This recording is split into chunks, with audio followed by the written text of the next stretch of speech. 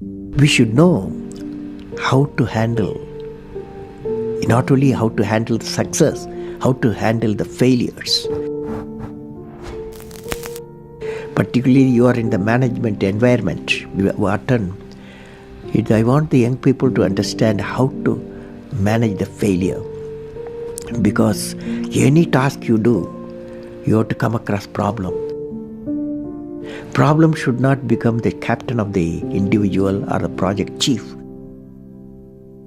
The project chief should become the captain of the problems and defeat the problem and succeed. Learning gives creativity. Creativity leads to thinking. Thinking provides knowledge. Knowledge makes you great. History has proven that those who dare to imagine the impossible are the ones who break all the human limitations. In every field of human endeavor, whether science, medicine, sports, arts or technology, the names of the people who imagined the impossible are engraved in our history. By breaking the limits of their imagination, they change the world. You take C.V. Raman, you take Newton, you take Einstein, you take Chandrasekhar. By breaking the limits of their imagination, they change the world.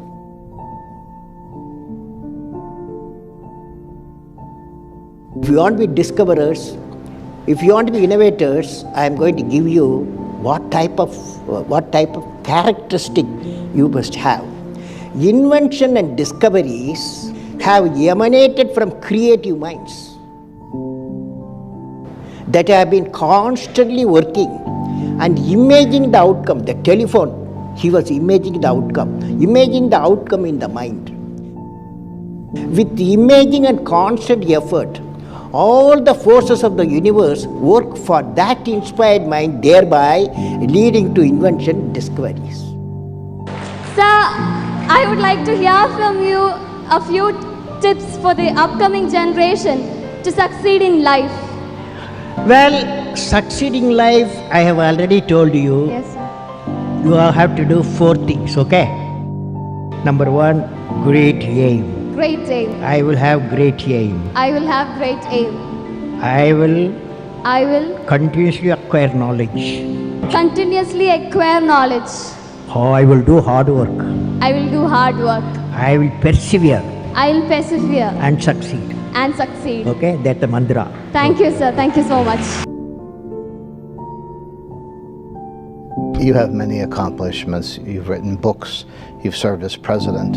You're an aerospace engineer. You've been a professor. But you say the title you like best is the title of teacher. Why is that? You know, I had a teacher when I was a young boy, 10 years boy, wartime, the Second World War going on. At that time, I used to see in my class, 5th class teacher, in science teacher, he entered the classroom and we used to see the radiation of knowledge from him. When he enters the classroom, my teacher, I see a radiation of purity of life. And the way he taught, my dream got shaped. What should be my way of life? He is the person, the teacher gave me the vision of my life when I was a young fellow. Now a teacher has got a fantastic opportunity to grow minds, to enrich the minds and give the dreams to the young people and nurture the dreams with them, and they will become a great human being. Sometime they will become better than you, but better than the teacher. So that opportunity you have. I will have great aim. I will continuously acquire knowledge. I will do hard work. I will persevere and succeed. Great lesson which no university taught me, no book taught me, but that one person, that institution taught me such a big lesson. How to manage success, most importantly the failure. How to live a good life, how to live a beautiful life without thinking which country you belong, without thinking which religion you belong, without thinking which language you belong, without thinking which caste you belong. To represent the indomitable spirit of a man. Wherever there is indomitable spirit of man, the man succeeds, the woman succeeds, the village succeeds, the state succeeds, the country succeeds, the world succeeds. The indomitable spirit. Sri Dhirubhai Ambani has a mission and a great entrepreneur who had seen successes. For success, any mission, what we need is indomitable spirit. Let us study the characteristics of an indomitable spirit. It has two components. Indomitable spirit has got two components. The first component is that there must be a vision leading to higher goals of achievement. I would like to recall a couplet, the Tirukkural, by the poet Saint Thiruvalluvar, written in 2000 years ago. It means that whatever may be the depth of the river or lake or pond, whatever they may be the conditions of the water, the lily flower always comes out of and blossoms. Similarly, if there is a definite determination to achieve a goal, even if it is impossible to achieve, the man succeeds. This is one of the components of the indomitable spirit. The second one, that many of us have gone through large programs and projects. We would have experienced the success is not in sight and there are many hurdles. Hurdles created by man, hurdle created by the nature of the program, hurdle created by the technology, all this is possible in a major program like what wealth generation. It means that successful leaders can never be defeated by problems. They become the master of the situation and they defeat the problems. Now friends, the indomitable spirit is defined by these two conditions. I consider these two Tirukkurals characteristics characterize the indomitable spirit of Dhirubhai Ambani. Whenever he encountered problems, he gave the problems to the problems. He inhibited the indomitable spirit in successfully implementing the complex missions. Growth is life. I have repeated a number of times, I don't mind repeating that one incident. That incident for me is a university education. I have not read anywhere. I have so far, I have gone round the orbit 71 times around the sun. I have not gone through any education, such a beautiful education I got in 1979, 1980 period. I thought of sharing with you on this occasion. It is like this, 1979, August 17th, we were ready for launch of a satellite launch vehicle with 44 subsystems and thousands of components. It was built in Vikram Sarabhai Space Center, and at that time, Professor Satish Dhawan was the chairman Atomic Energy Space Commission, and he is also Space Center. And he gave me the task in 1973 to build a satellite launch vehicle, to put a satellite in the orbit. 1973, he gave me this task. In 79, we were ready, thousands of engineers, 10,000 of workers and staff, they all worked together. Then we moved the satellite launch vehicle from Vikram Sarabhai Space Center to the now Satish Dhawan Space Center at Sriharikota. So the launch vehicle was in the launch pad, and that day, 17th August 1979, and I am the mission director, project director, and we are all in the control center, and computer takes over. Up T-minus 8 minutes, computer will take over, because it's very difficult for me as a mission director to check hundreds of parameters. So it has to be checked. Computer, we hand over the whole launch of the rocket system to the computer. So when T-minus 8 minutes came, I handed over to the computer for the launch on 17th August 1979. And thousands of people are waiting for the launch mission centers, and they are working throughout the country and some downrange stations. Exactly at T-minus 8 minutes, computer took over. And then at T-minus 4 minutes, computer put a hold. It says don't launch. So we are all, because at that time, the whole rocket system is alive, and every explosive system, propellant system, electronic system, all are on, ready to launch. Computer says don't launch. At T-minus 4 minutes, then immediately a computer printout comes out. There is some problem in the second stage control system. There's a leakage, so you don't launch. Behind me, there are a number of experts, 6-7 experts, my expert 10 years, 20 years experience people. I turn to them, and they are their computers to find out what happened, and they tell me within a minute. They say there's a problem in the second stage control system and we cannot launch. Computer says, but we believe as experts, the igniter, that is oxidizer, is sufficiently more there. Even though there's a leakage in the system, you can launch. They asked me to launch. That is, I can say to the computer to shut off the computer. I can manually launch the rocket system. I discussed with my experts, I believed in them, I agreed with them, I am responsible for it. I immediately put the rocket in the manual mode. So rocket took off, 100 seconds, beautiful launch, and the rocket first stage did its job.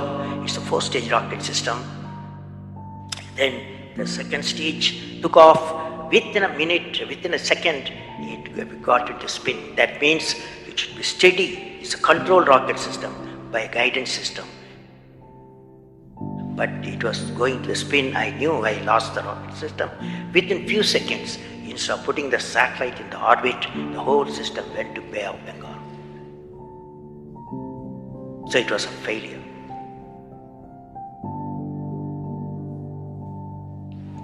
And then how do you handle a failure? It's very important for entrepreneurs. Life is not so simple. We have to handle the failures with stout heart. My chairman, that is the Professor Satish Dhawan, exactly at 6:30, I was very tired of continuously working. He come to my room, you join me for a press conference. On that day, in the morning, there's a press conference. Hundreds of press reporters, media people have assembled. Professor Satish Dhawan told me, I am going to handle the press conference. You are going to come with me. He took me there. And there was a press, the national press, international press. They asked a lot of questions. How can you put 20 crores in Bay of Bengal? One guy asked. And like that, so many serious questions. After all, people will ask questions, the people's money. So like that, number of questions were there. And Professor Satish Dhawan said, yes, it's a failure. First time we have launched, we have gained a lot of system, and definitely we will succeed. I will give all the support to my technologies. I will give all the supports to my scientists. We will succeed in a year's time, he said. Friends, did you observe what happened there? I am the mission director. I am the project director. I have failed the missions. With me, 5,000 people have worked. But chairman, Indian Space Research Organization, he took the responsibility of the failure. He completely switched my failure to his failure. This is the leadership quality.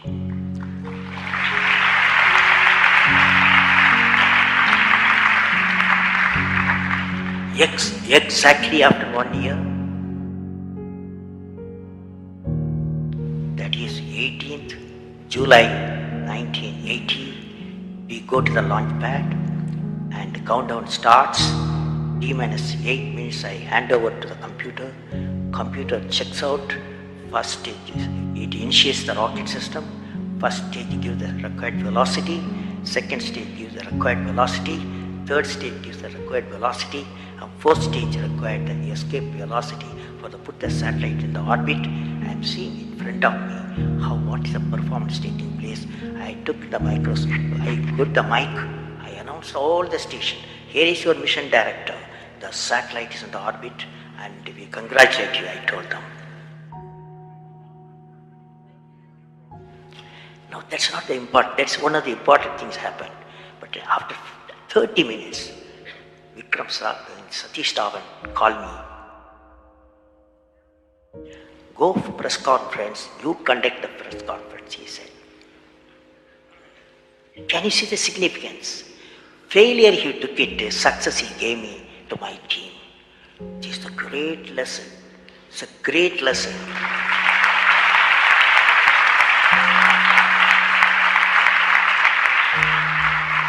This is a great lesson which no university taught me, no book taught me, but that one person, that institution that taught me such a big lesson.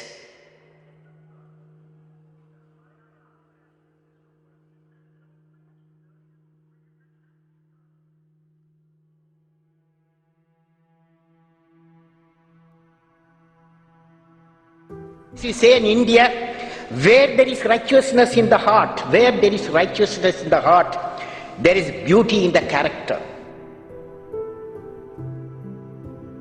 When there is beauty in the character, there is harmony in the home. When there is harmony in the home, there is an order in the nation. When there is order in the nation, there is peace in the world. Every action of the leader should be transparent. You know what I mean? That is, a leader should work with integrity and succeed with integrity.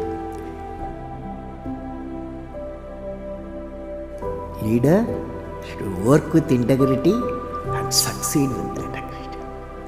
So if you use and make somebody's life happy, that is, you are giving and his or her life is happy, that's a best thing a human being can think of. Then you will get a conflict-free world. And I believe President, since you asked the question, has to be continuously in touch with the people.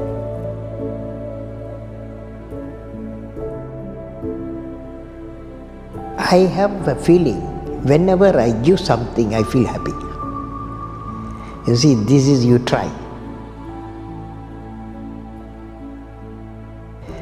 And that whatever you may have knowledge, you have sometimes better economy you may have, better because sometimes you can have a kind words you can have.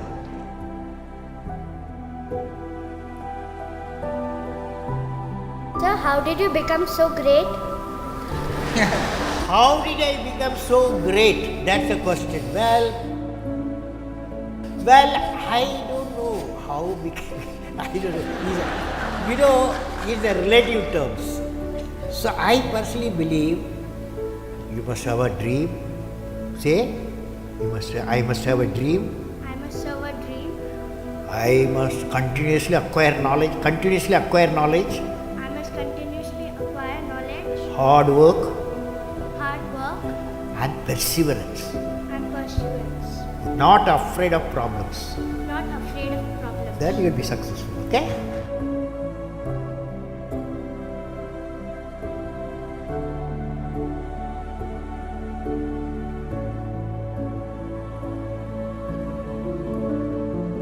what did I learn from the youth of 11 million people?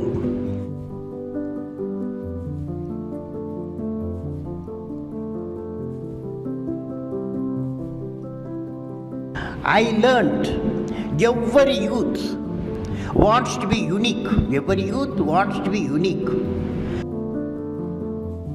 That is you. Every youth wants to be unique. That is you. But the world around you is doing its best day and night to make you just everybody else.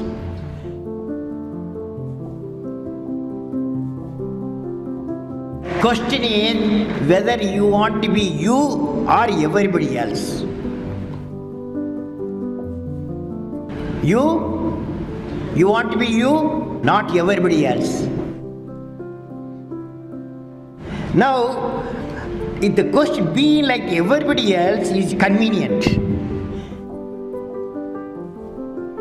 at the first glance, but not satisfying in the long vision. The challenge, therefore, my young friends, is that you have to fight the hardest battle. You have to fight the hardest battle which any human being can ever imagine to fight, and never stop fighting until you arrive at your destined place. That is the unique you.